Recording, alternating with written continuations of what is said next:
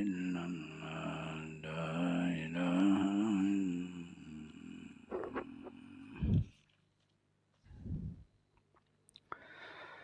أعوذ بالله من الشيطان الرجيم بسم الله الرحمن الرحيم هو الذي أنزل عليك الكتاب منه آيات محكمات هن أم الكتاب وأخر متشابهات فأما الذين في قلوبهم زيغ فيتبعون ما تشابه منه ابتغاء الفتنة وابتغاء تأويله وما يعلم تأويله إلا الله والراسخون في العلم يقولون آمنا به كل من عند ربنا وما يذكر إلا أولو الألباب ربنا لا تزغ قلوبنا بعد إذ هديتنا وهب لنا من لدنك رحمة إنك أنت الوهاب ربنا إنك جامع الناس لیوم لا ریب فیہ ان اللہ لا یخلف المیعاد۔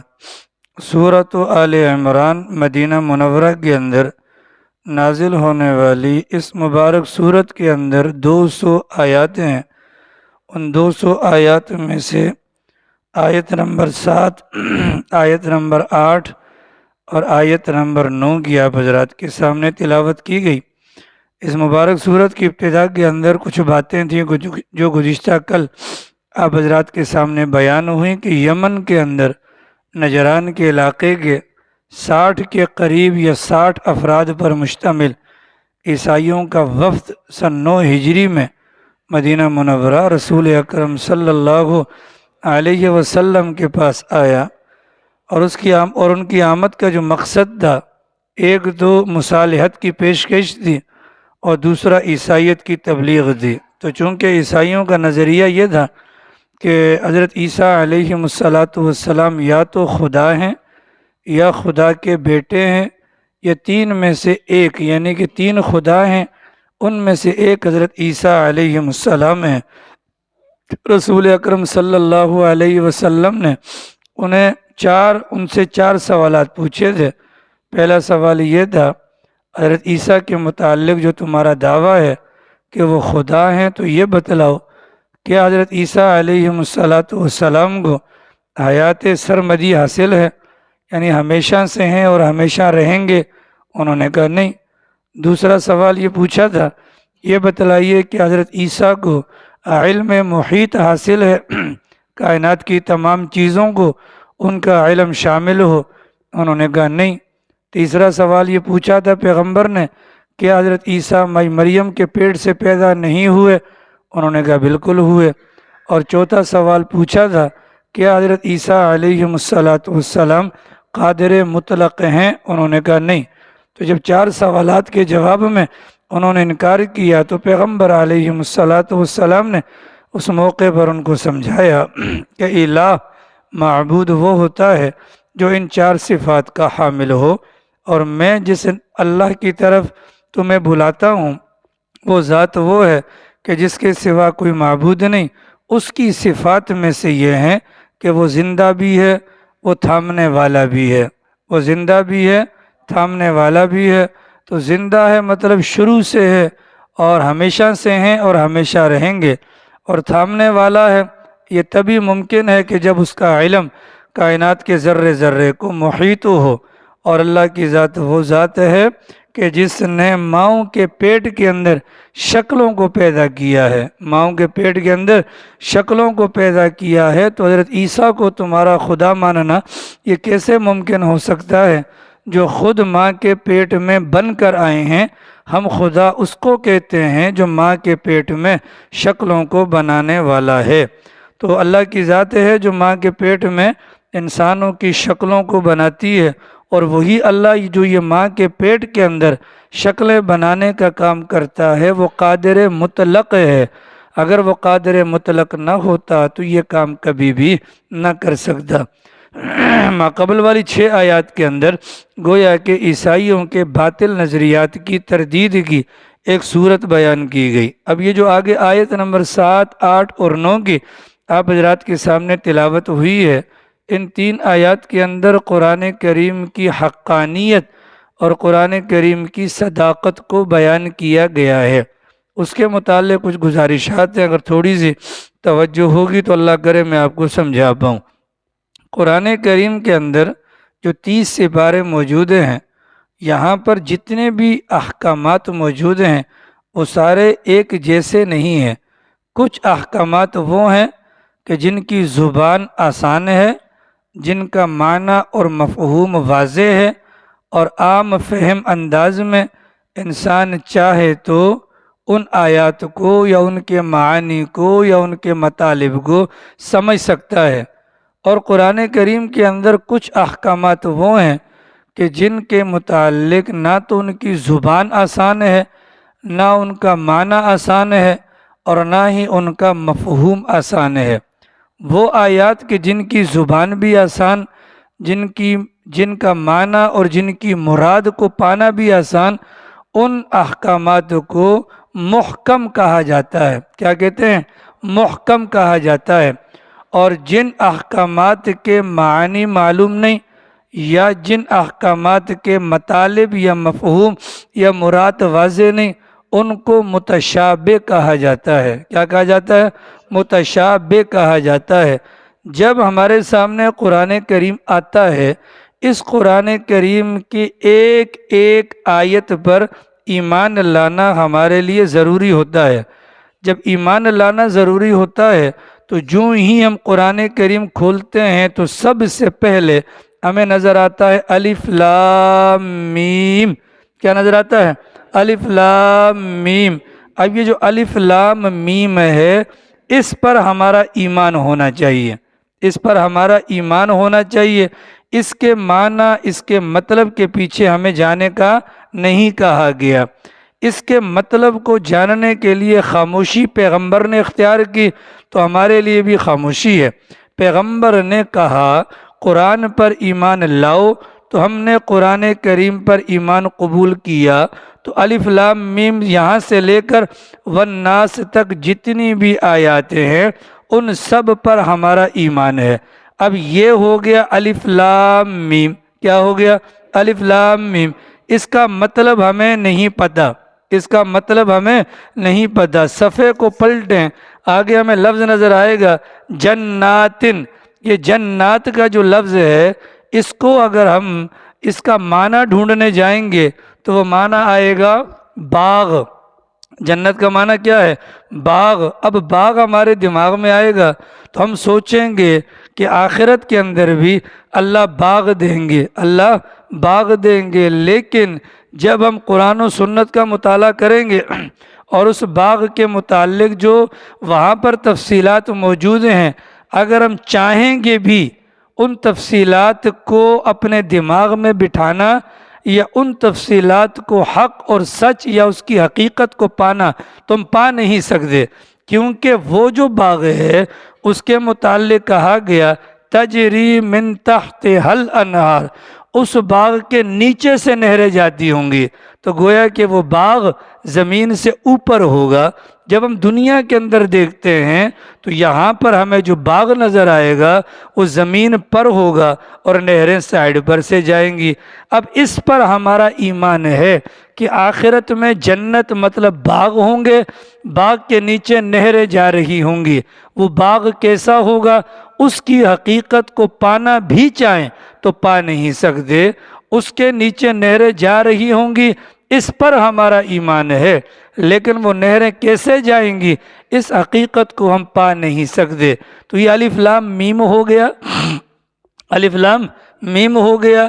قیامت کا تذکرہ ہو گیا کہ جب ہم پڑھتے ہیں سنتے ہیں، مارے افسوس کے بندہ منہ میں انگلی ڈالے گا، یہاں تک کھا جائے گا پتہ نہیں چلے گا۔ ٹھیک، یہ آخرت میں ہوگا نا۔ دنیاوی اعتبار سے ناخن کٹ جائے انسان کو چین نہیں آتا ہے، وہاں اتنا کھا لے گا پتہ نہیں چلے گا۔ یہ کیا ہے؟ اس پر ہمارا ایمان ہونا چاہیے۔ اس کی حقیقت کیا ہے؟ اس حقیقت کے متعلق نہ ہمیں اللہ نے پابند کیا اور نہ ہی ہمیں ہمارے پیغمبر نے پابند کیا، بلکہ کیا کہا؟ صرف ایمان قبول کر لو، صرف ایمان قبول کر لو۔ تو یہ اللہ کی ذات ہو گئی، اللہ کا عرش ہو گیا، اللہ کی ذات ہو گئی، اللہ کا عرش ہو گیا، اللہ میاں کے ہاتھ ہو گئے، اللہ میاں کی زبان ہو گئی، وغیرہ وغیرہ چیزیں، قیامت ہو گئی، جنت ہو گئی، دوزخ ہو گئی، برزخ کے حالات ہو گئے۔ یہ وہ تمام چیزیں ہیں جن پر ہم نے ایمان لانا ہے، جن پر ہم نے ان پر ایمان لانا ہی کافی ہے۔ ان کی حقیقت کیا ہے، ہم اس کے متعلق کیا کہیں گے، اللہ ہی بہتر جانتے ہیں، اللہ ہی۔ لہذا یہ جو چیزیں ہیں یہ بھی قرآن میں موجود ہیں، ان کو متشابہ کہا جاتا ہے، ان کو متشابہ کہا جاتا ہے۔ اور نبی پاک صلی اللہ علیہ وسلم نے فرمایا کہ مجھے اپنی امت کے بارے میں خوف ہے کہ وہ متشابہات کے پیچھے لگ جائے گی۔ اور ایک روایت میں آتا ہے کہ سرکار نے فرمایا کہ جو متشابہات کے پیچھے لگ جائے اسے اللہ کا خوف دلاؤ، اسے اللہ کا خوف دلاؤ۔ تو متشابہ یہ احکامات ہیں، ٹھیک ہے۔ دوسرے احکامات وہ ہیں جن پر عمل کرنا بھی ضروری ہے، ایمان لانا بھی ضروری ہے۔ وہ احکامات ہیں کہ جن کی زبان بھی سمجھ میں آتی ہے، معنی بھی سمجھ میں آتا ہے، مفہوم بھی سمجھ میں آتا ہے، اور مراد بھی سمجھ میں آ جاتی ہے، مراد بھی سمجھ میں آ جاتی ہے۔ تو قرآن کریم کے اندر جو آیات ہیں وہ دو طرح کی ہیں، ایک وہ جن کو محکم کہتے ہیں اور دوسری وہ جن کو متشابہ کہتے ہیں، ٹھیک ہے۔ محکم آیات پر عمل بھی ضروری ہے اور ایمان بھی ضروری ہے، متشابہ آیات پر ایمان ضروری ہے، عمل کرنے کے لیے حقیقت کا پتہ ہونا ضروری ہے، اور وہ حقیقت اللہ ہی جانتے ہیں، اللہ کے علاوہ کوئی نہیں جانتا، لہذا نفس ایمان ہی ضروری ہے۔ اتنی بات واضح ہو گئی۔ متشابہات کا مطلب جب اللہ کے نبی نے نہیں بتلایا تو گویا کہ کوئی بندہ جاننا بھی چاہے تو جان نہیں سکتا۔ چنانچہ ان مبارک آیات کے اندر ان لوگوں کی مذمت بیان کی گئی، کن لوگوں کی، کہ جو متشابہات کے پیچھے پڑ جاتے ہیں، نتیجہ گمراہ ہو جاتے ہیں۔ نتیجہ کیا ہوتا ہے؟ گمراہ ہو جاتے ہیں۔ سر سید احمد خان نامی گرامی بندہ ہے، وہ گمراہ کیوں ہوا کہ جب اس نے قرآن و سنت کا مطالعہ کیا تو قرآن و سنت کے مطالعے کے اندر جب اس کے سامنے قیامت کا تذکرہ آیا، جب اس کے سامنے جنت کا تذکرہ آیا، جب اس کے سامنے دوزخ کا تذکرہ آیا، جب اس کے سامنے قرآن کریم کے اندر رسول اکرم صلی اللہ علیہ وسلم کے جسمانی طور پر آسمانوں پر چلے جانے معراج کے واقعے کا تذکرہ آیا، تو یہ متشابہات والی چیزیں ہیں، ان کے چکر میں تو پڑھنا نہیں تھا، ان پر تو ایمان لانا تھا، لیکن اس نے ان کے چکر میں پڑا، دماغ اتنا تھا نہیں، لہذا قیامت کا انکار کر دیا، جنت کا انکار کر دیا، دوزخ کا انکار کر دیا، اور پیغمبر کی معراج کا انکار کر دیا۔ تو پیغمبر نے پہلے فرمایا تھا مجھے خوف اسی بات کا ہے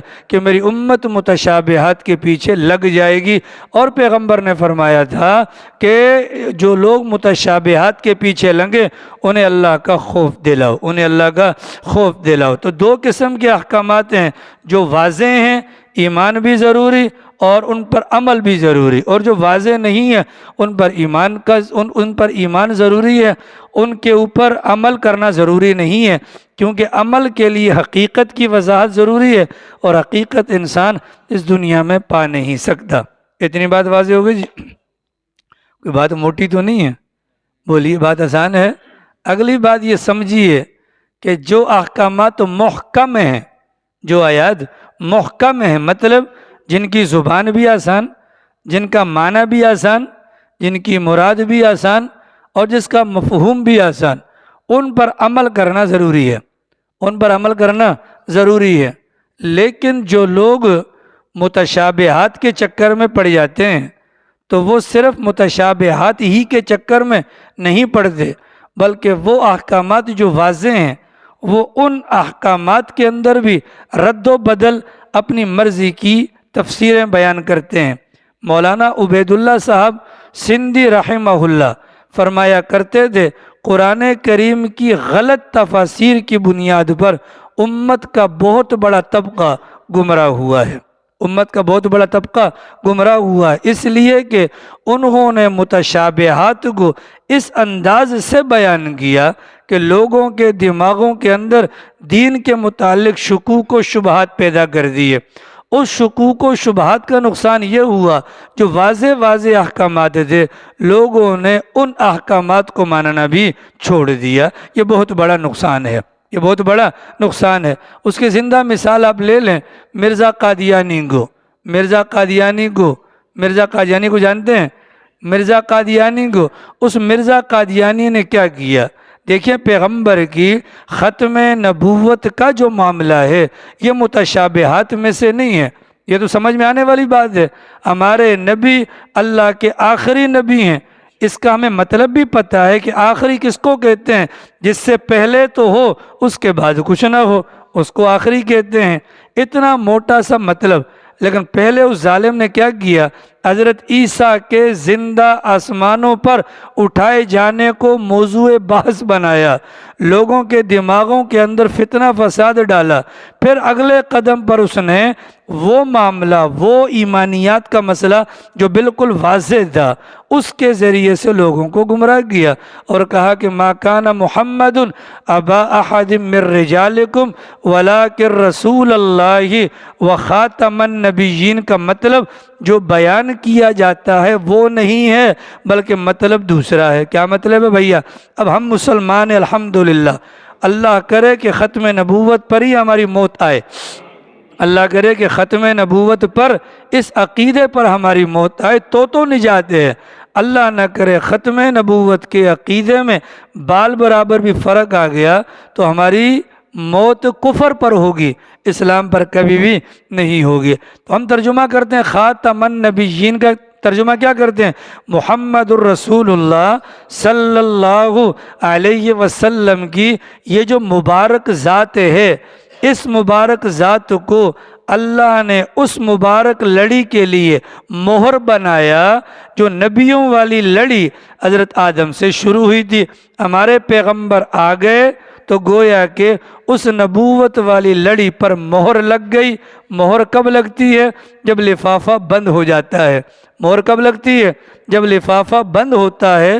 لفافہ بند کرنے کے بعد اوپر مہر لگانے کا مطلب مزید کچھ اندر جا نہیں سکتا، اندر جو موجود ہے اندر سے باہر آ نہیں سکتا۔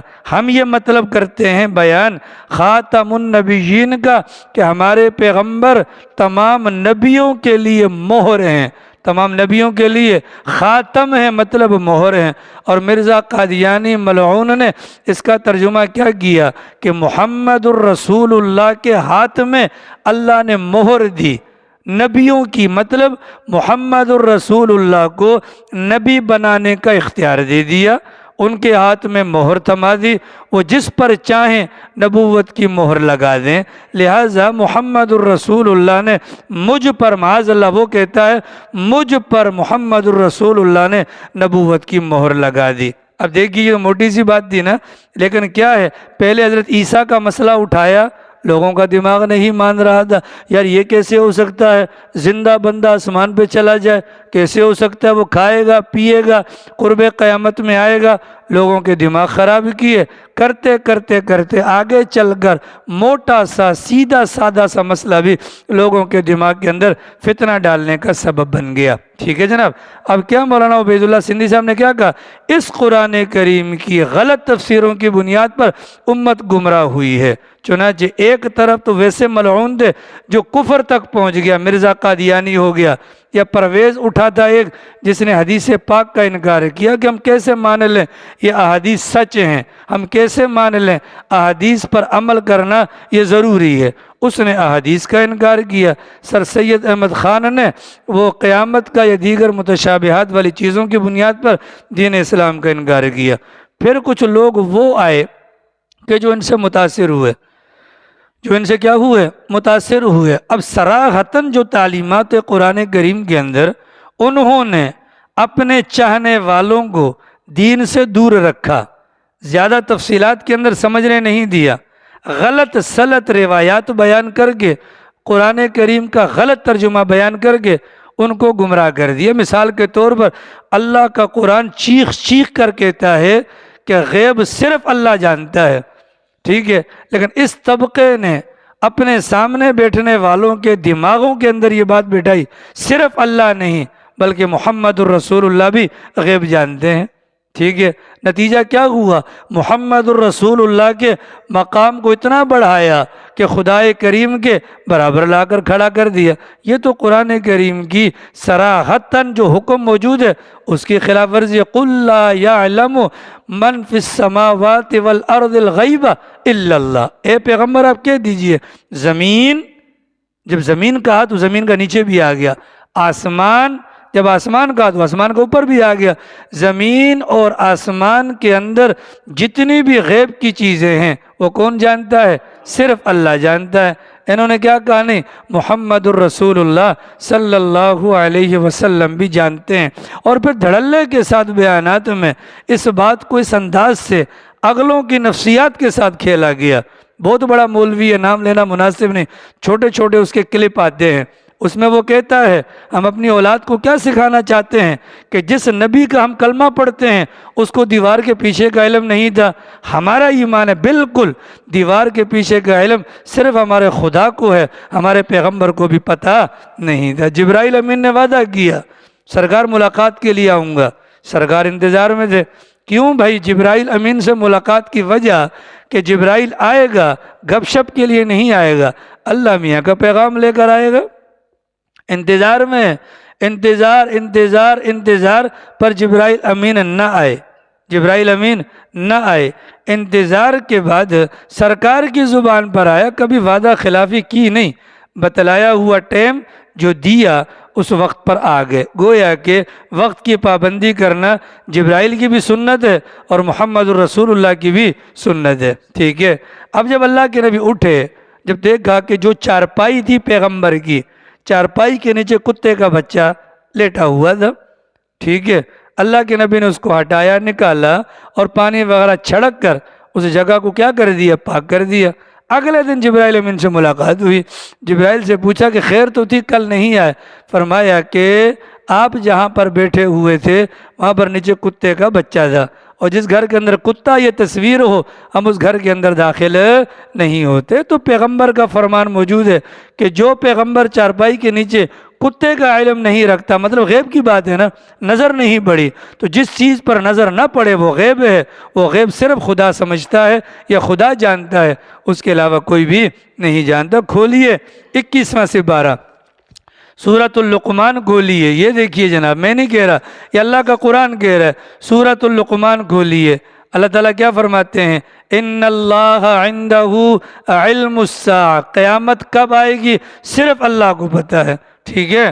وَيُنَزِّلُ الْغَيْثَ، بارش کب آئے گی صرف اللہ کو پتہ ہے۔ وَيَعْلَمُ مَا فِي الْأَرْحَامِ، عورت کے پیٹ میں نر ہے مادہ کیا ہے صرف اللہ کو پتہ ہے۔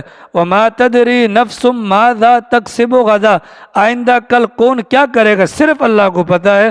وَمَا تَدْرِي نَفْسٌ بِأَيِّ أَرْضٍ تَمُوتُ، کون کہاں پر مرے گا صرف اللہ کو پتہ ہے، ٹھیک ہے۔ یہ تو موٹی موٹی باتیں ہیں نا، لیکن ان کو اٹھا کر کیا کر دیا؟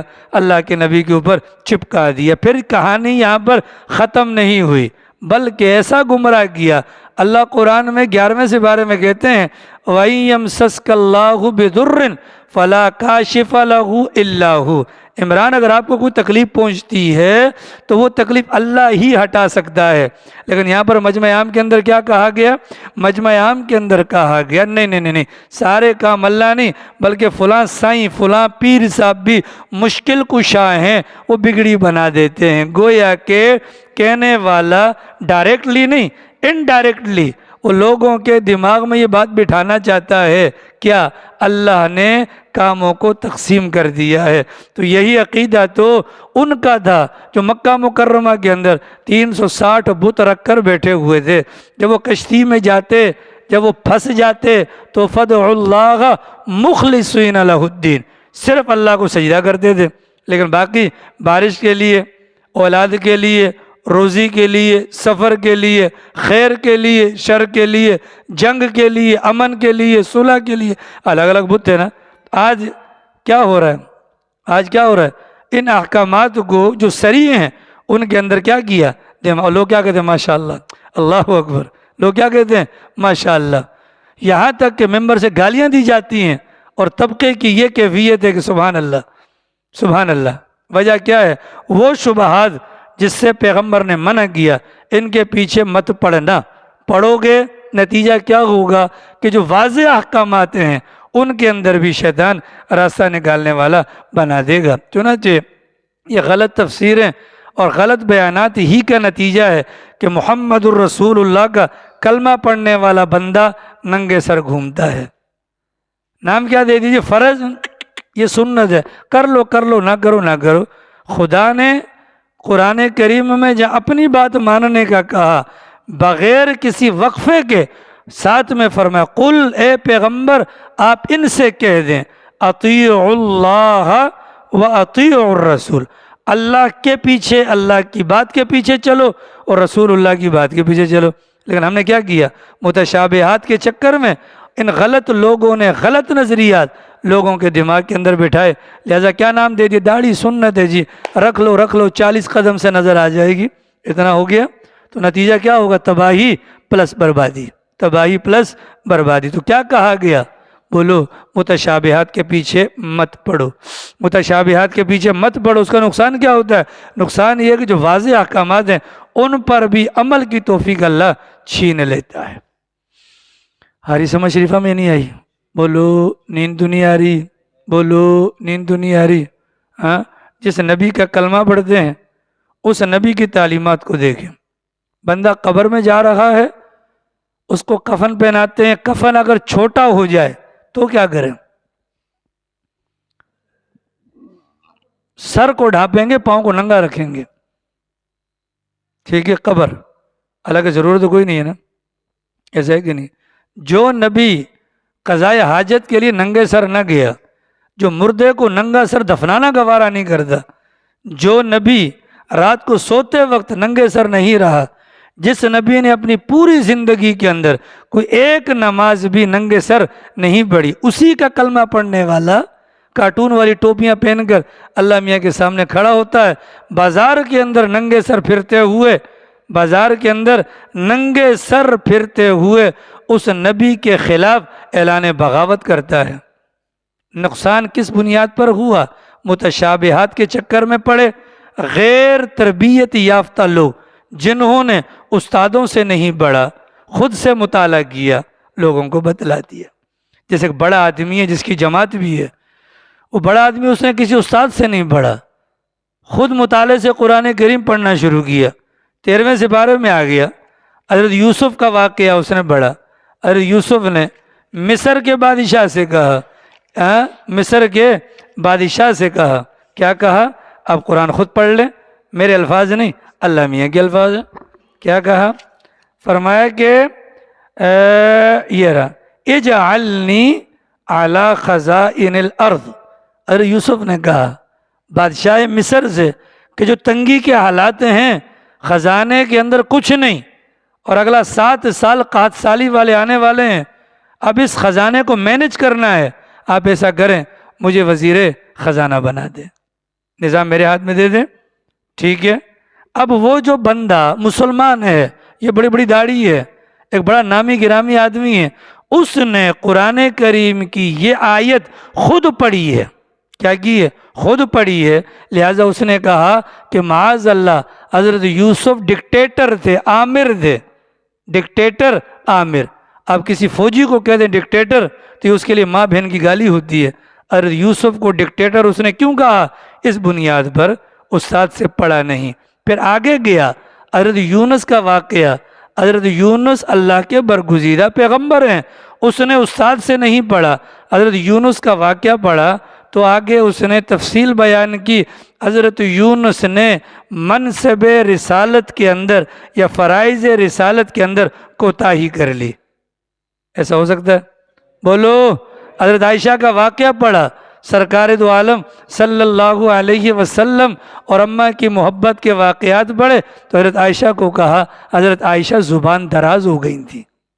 استاد سے نہ پڑھنے کا نتیجہ متشابہات کے پیچھے لگیں گے تو بھی تباہی ہے، اور اگر استادوں سے نہیں پڑھیں گے تو بھی تو بھائی اللہ کرے میں آپ کو سمجھا سکوں۔ سونے والے اعجاز بھی جاگ جائیں، ٹھیک ہے جی۔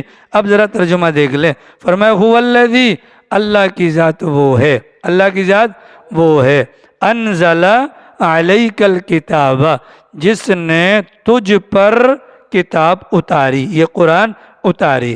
جیسے ہمارے پیغمبر آخری ہیں، یہ قرآن بھی آخری ہے۔ فرمایا منہ، اس قرآن کریم نامی کتاب کے اندر، منہ، اس میں آیات، کچھ آیات ایسی بھی ہیں، محکمات، جن کی زبان بھی آسان، جن کا معنی بھی آسان، جن کی مراد اور مفہوم بھی آسان ہے۔ ہن ام الکتاب، اور یہی اصل ہیں، بنیاد ہیں کتاب کی، مطلب اصل بنیاد مطلب عمل کرنے کے لیے لازم وہی آیات ہیں، ٹھیک ہے، وہی آیات ہیں جن پر عمل کرنا ہے۔ وَأُخَرُ مُتَشَابِهَاتٌ، اور کچھ آیات وہ بھی ہیں جو متشابہ ہیں، الف لام میم حامیم قاف صاد، حروف مقطعات، جنت دوزخ وغیرہ وغیرہ، جنت دوزخ وغیرہ وغیرہ۔ فرمایا فَأَمَّا الَّذِينَ، اللہ تعالیٰ فرماتے ہیں پھر وہ لوگ، فی قلوبہم، جن کے دلوں کے اندر ٹیڑھ پن ہے، جن کے دلوں کے اندر ٹیڑھ پن ہے، فی قلوبہم زیغن، جن کے دلوں کے اندر ٹیڑھ پن ہے، فیتبعون ما تشابہ منہ، اس قرآن کریم کے اندر موجودہ متشابہ آیات کے پیچھے پڑ جاتے ہیں۔ اس کا کیا مطلب ہے؟ جیسے آج کل وہ کنجری ہے لبرل قسم کی، وہ کہتی ہے کہ مولانا مجھے یہ بتلائیں کہ جنت میں مردوں کو 72 حوریں ملیں گی اور عورتوں کو یہی دنیا والا پرانا کھوسٹ ملے گا۔ اسے مذاق اڑایا، کیا کیا؟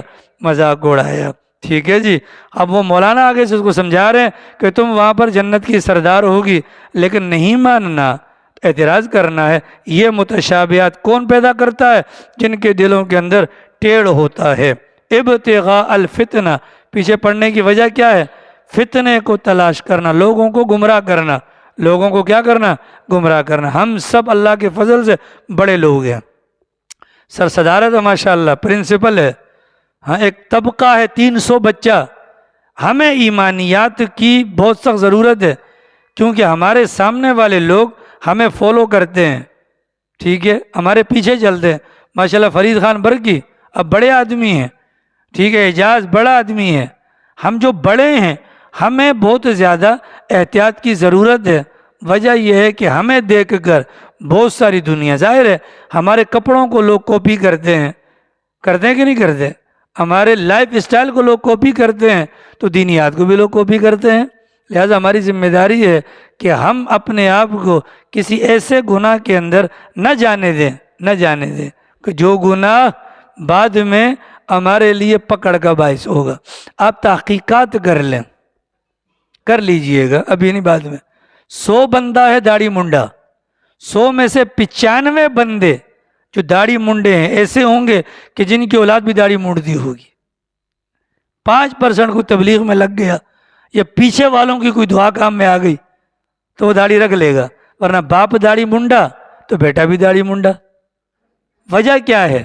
وجہ یہ ہے اس اولاد نے آنکھ کھولی تو گھر پر چھلا ہوا آلو باپ کی شکل میں دیکھا، چھلا ہوا آلو باپ کی شکل میں دیکھا، تو وہ یہی سمجھے گا کہ یار یہ چھلا ہوا لا الہ الا اللہ محمد الرسول اللہ، اس بچے کے دماغ میں محمد الرسول اللہ کے بارے میں بھی یہی خیال ہوگا کہ ان کی بھی داڑھی ایسی ہوگی جیسے میرے باپ کی داڑھی ہے۔ بڑوں کے لیے بڑی ذمہ داریاں ہیں۔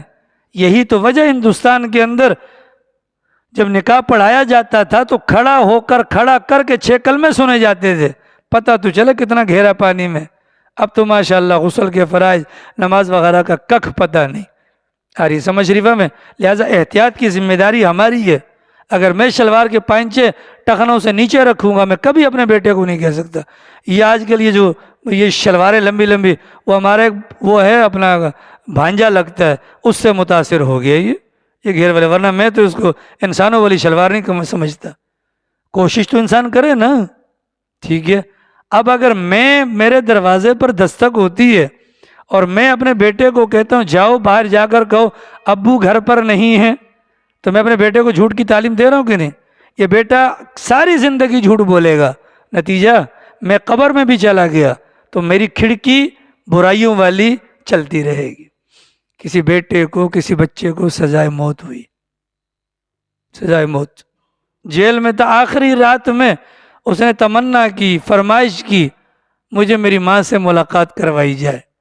اماں کو بلایا گیا، بچہ جیل کے اندر، ماں باہر، اماں ذرا کان قریب کرنا، کان قریب کر، اور کر، کان میں بات کہنی ہے۔ چونکہ یہ بیرک کے اندر تھا، اندر سے ماں کا سر پکڑا اور کان کے اوپر چک کاٹا زور سے، کہا کہ تیری وجہ سے آج میں موت کے منہ پہ پہنچا ہوں۔ ایک وقت وہ تھا کہ جب میں نے باپ کی جیب سے پیسے چھپائے تھے، تجھے پتا تھا، تو مجھے ٹوک دیتی تو میرا دل بڑا نہ ہوتا، میں بڑا مجرم چور ڈاکو نہ بنتا۔ اس وقت کی تیری نرمی آج مجھے موت کے دہانے پر پہنچانے کا سبب بن گئی۔ آ رہی سمجھ میں؟ ابتغاء الفتنہ، چھوڑو جی سنت ہی تو ہے نماز کے لیے۔ اب یہ سارے یہاں بیٹھے ہیں، ہماری اولاد نماز میں ہے؟ بولو۔ میرا اپنے چھوٹے بیٹے کو بھی لانا چاہتا ہوں، لیکن موٹر سائیکل پہ 3 سے زیادہ کی گنجائش نہیں ہے۔ باقیوں کے کہاں ہیں بابو آپ کے بچے؟ بولو۔ اب اس کے بیٹے کی شادی ہونے والی ہے، سال کے بعد بچہ ہو جائے گا، بولو ہوگا کہ نہیں؟ آپ کے بچے کہاں ہیں عبد الرحمن بھائی؟ سر صدارت صاحب آپ کا بچہ کہاں ہے؟ عمر بھائی آپ کے بچے کہاں ہیں؟ بولیے بابا جی آپ کا بچہ کہاں ہے؟ ٹھیک ہے نا؟ کبھی ہم اس کو نہیں بول سکیں گے، خدا کی قسم ہم مر کر بھی نہیں مریں گے، ہم قبروں کے اندر بھی زندہ ہوں گے، وہاں پر بھی ہماری ٹھکائی جاری ہوگی۔ ابتغاء الفتنہ، یہ گمراہی کو تلاش ایسے جو کرتے ہیں، خیر جی بچہ ہے، خیر ہے بچہ ہے، کیا ہے؟ خیر ہے بچہ، خیر ہے بچہ کر کر کے وہ بچہ بچوں کا باپ بن جاتا ہے، لیکن ہماری نظر کے اندر وہ پھر بھی بچہ ہوتا ہے۔ ابتغاء، شمسو تیرے بچے کہاں ہیں؟ نہیں سر نہیں ہلاؤ، ہم مر جائیں گے، خدا کی قسم یہ بچے ہمارے لیے ہلاکت کا سبب بنیں گے۔ انما اموالکم و اولادکم فتنہ، یہ فتنہ ہے۔ یہ کیا ہے؟ فرید خان برکی اپنے گھر کا راشن پورا کرتا ہے، اس کی ذمہ داری ہے۔ نجیب نماز میں نہیں ہے، یہ پوچھے۔ موسیٰ خان چاچا نماز میں نہیں ہے، پوچھے۔ عطا اللہ نماز میں نہیں ہے، پوچھے، اس کی ذمہ داری ہے۔ اللہ نے گھر کا بڑا بنایا، اللہ نے گھر کا بڑا بنایا، ٹھیک ہے۔ وابتغاء تأویل، اور غلط تعویل ہے، بس جی اللہ بڑا غفور و رحیم ہے، ہم نے مرنا ہے، سرکار نے آگے ہاتھ پکڑ کر ہمیں جنت کے اندر پھینک دینا ہے۔ سلیم پنساری آپ کی دکان ہی ماشاءاللہ کھلی ہے، زبیر کے بارے میں آپ سے اللہ سوال پوچھے گا، یاد رکھیے گا۔ وما یعلم تأویلہ الا اللہ، اور جو غلط تعویلیں کرتے ہیں ان متشابہات کی، آپ کے بھائی کی بھی دکان کھلی ہوئی ہے، آپ کے والد سب جماعت میں ہیں، آپ کی ذمہ داری ہے، گھر کے بڑے ہیں آپ ان کو بولیں نماز کے وقت میں، جس دن نماز کے وقت میں دکان بند ہو جائے گی اللہ تعالیٰ ہماری نسلوں کو بھی آباد کریں گے، ٹھیک ہے۔ کل میں نے ویڈیو دیکھی باچا خان چوک پر ٹھس ایک ہوا، خلق خدا ایسے بھاگ رہی تھی، جس دن اللہ اکبر پر لوگ بھاگیں گے نا انشاءاللہ امن قائم ہو جائے گا۔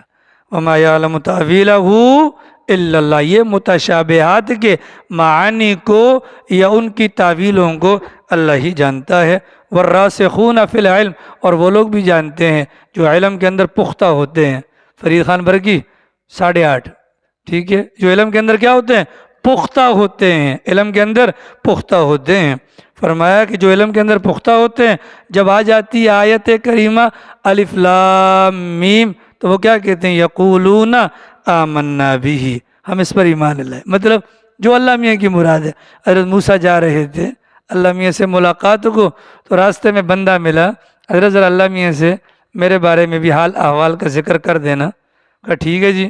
آگے کے دوسرے نے بھی کہا، حضرت موسیٰ واپس آئے، حال احوال ذکر کر دینا، مطلب معلوم کرنا میرا آگے انجام کیا ہونا ہے۔ حضرت موسیٰ نے کہا ٹھیک ہے جی۔ حضرت موسیٰ واپس آئے، پہلا والا جی حضرت اللہ میاں سے پوچھا تھا کہ اللہ میاں بہت مصروف تھے آج۔ اللہ میاں کیا تھے؟ بہت مصروف تھے، کیا کر رہے تھے؟ کہا وہ سوئی کا ناکہ تھا، اونٹوں کی لائن تھی، اللہ میاں وہاں سے گزار رہے تھے ان کو۔ کہ یہ کیسے ہو سکتا ہے، اتنا بڑا اونٹ سوئی کے ناکے میں سے چلا جائے؟ ٹھیک ہے۔ حضرت موسیٰ نے فرمایا کہ تو جہنمی ہے۔ تو کون ہے؟ دوسرے سے پوچھا، حضرت پوچھ میرے بارے میں بات ہوئی تھی، کل ہم یہ بہت مصروف تھے، کیا کر رہے تھے؟ کہ اونٹوں کی لائن تھی اور سوئی کے ناکے کے سوراخ میں سے اونٹوں کو گزار رہے تھے۔ انہوں نے فوراً کہا سبحان اللہ، میرا اللہ یہ کام کر سکتا ہے، میرا اللہ یہ کام کر سکتا ہے۔ فرمایا تو جنتی ہے۔ اس کو کہتے ہیں ایمان۔ اس کو کیا کہتے ہیں؟ متشابہات کے معنی کیا ہیں؟ آمنا بھی، ہم اس پر ایمان لائے۔ کل من عند ربنا، محکم ہوں یا متشابہات ہوں، سب ہمارے رب کی طرف سے ہیں۔ اللہ میں نے فرمایا یہ موٹی سی بات بھی ہر ایک کی عقل میں نہیں آئے گی۔ وما یذکر، موٹی موٹی باتوں سے بھی نصیحت عقل والے پکڑیں گے، ٹھیک ہے؟ پھر عقل والے پکڑیں گے، ساتھ میں دعا کریں گے ربنا، یہ دعا یاد کر لو، ربنا، اے ہمارے پروردگار، ربنا، اے ہمارے پروردگار، لا تزغ قلوبنا، ہمارے دلوں کو ٹیڑھا مت فرما، لا تزغ قلوبنا، ہمارے دلوں کو ٹیڑھا مت فرما، بعد اذ ہدیتنا، بعد اس کے کہ تو نے ہمیں ہدایت دے دی۔ اے ہمارے پروردگار، تو ہمارے دلوں کو ٹیڑھا نہ فرما بعد اس کے کہ تو نے ہمیں ہدایت دے دی۔ اس لیے پیغمبر دعا مانگا کرتے تھے، اللہم یا مصرف القلوب صرف قلوبنا علی طاعتک، اے میرے اللہ، اے دلوں کو پھیرنے والے اللہ، ہمارے دلوں کو اپنی طاعت کی طرف پھیر دیجئے۔ اور دوسری دعا، یا مقلب القلوب ثبت قلوبنا علی دینک، اے دلوں کو پلٹنے والے اللہ، تو ہمارے دلوں کو دین پر ثابت قدمی نصیب فرما دیجئے۔ وَهَبْ لَنَا مِن لَّدُنْكَ رَحْمَةً، اے اللہ تو ہمارے دلوں کو ہدایت کے بعد ٹیڑھا ہونے سے بچا لیجئے اور ہمیں اپنی طرف سے رحمت عطا فرما لیجئے۔ اِنَّكَ أَنْتَ الْوَهَّابُ، بلا شبہ دینے والا تو ہی ہے۔ دینے والا کون ہے؟ تو ہی۔ ربنا، اے ہمارے رب، انکا، بلا شبہ آپ کی ذات، جامع الناس، جمع کرنے والی ہے لوگوں کو، لیومن، ایسے دن کے اندر، لا ریب فیہ، جس دن کے وقوع پذیر ہونے میں کوئی شک نہیں۔ اللہ ہمارے بڑوں کی قبروں پر رحمت فرمائے۔ اتنے آسان الفاظ میں سمجھایا، قیامت اور انسان کی پیدائش، جیسے انسان کو اپنے بارے میں یقین ہے نا کہ میں پیدا ہوا ہوں اور میں زندہ ہوں، ایسے ہی قیامت کے بارے میں بھی یقین رکھنا چاہیے۔ ان اللہ، بلا شبہ اللہ کی ذات، لا یخلف المیعاد، اپنا کیا گیا وعدہ برخلاف نہیں کرتا۔ اللہ تعالیٰ توفیق عمل نصیب فرمائے۔